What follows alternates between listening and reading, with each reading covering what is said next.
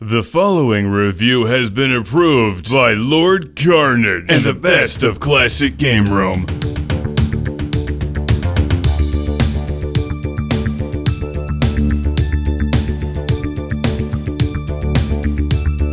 Welcome to Classic Game Room, where I bring you vehicular destruction on the PS1. This is the original Runabout featuring the mighty Surf Coasters.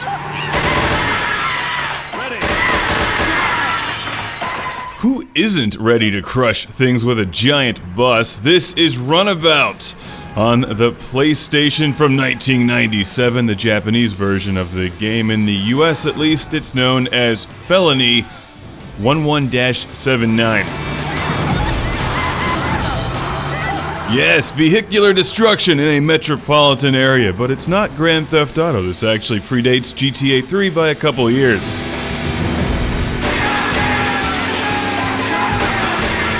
It's not as good either. This is a PlayStation 1 game, so it's got that PS1 look to it. But it still plays surprisingly well. Sadly, it's not a very long game. There's only 3 environments, which is disappointing because otherwise it's really good. There's a bunch of unlockable vehicles. That's like your main objective here. Well, that and destroying things. You're also being timed and scored for the amount of damage that you create.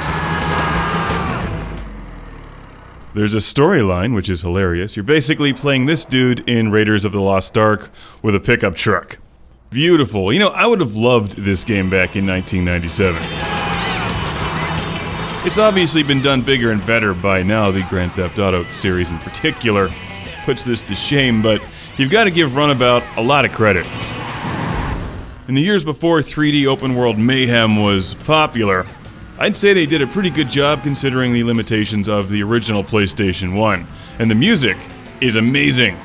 The soundtrack is from Japanese surf rock band, the Surf Coasters. I haven't played the American version to see if they kept the music the same though. Oh, and this is not an NSX, people. This is the NSR. And that car that looks a lot like the Mini? Nope, that's the Min. The Min. It's faster than some of the larger vehicles like the bus or the giant truck, but doesn't respond well to crashing into things. So each vehicle has its ups and downs, and that's what makes the game fun. And that's also how you unlock things. After you complete the storyline, you can go back through and try to get the fastest time or cause the most amount of damage.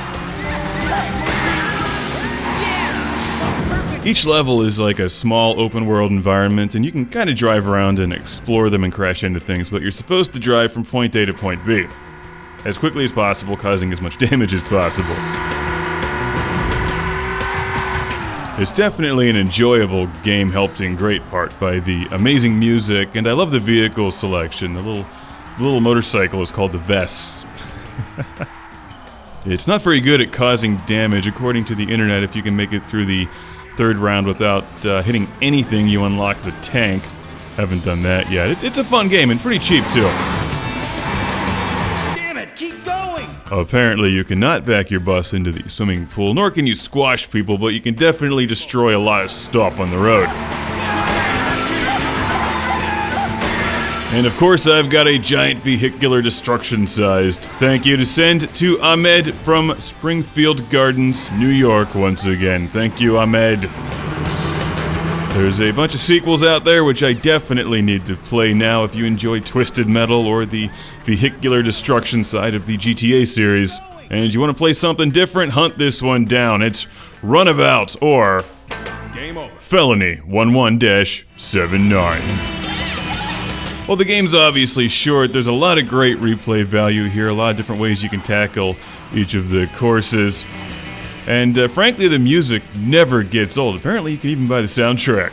Surf Coasters! And look at this jump. Now that's just downright unfair. Damn it, keep going!